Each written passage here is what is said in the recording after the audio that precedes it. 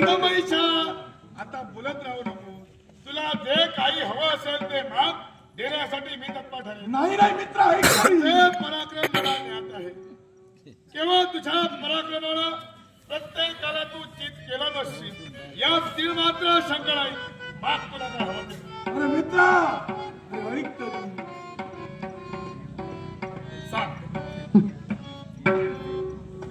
मी तिकडे गेले तिथं राजकर्ता राजा प्रियव्रत समोर आला. त्याच्याशी माझा युद्ध झाला. झाला हो हो काय झालं. असा संघर्ष घडला माझा पराभव झाला. गोष्ट सांगायला नाम सुद्धा वाटत नाही सांगायला. मित्र ए सतमईशा मित्र मित्र ऐक नको. हे तुला का सांगितलं. तुझं सहाय्य मला तुझं सहाय्य मला मिळालं की राजकर्त्याचा शेवट मी कर.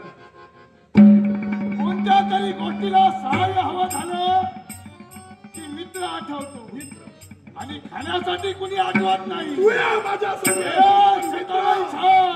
ऐक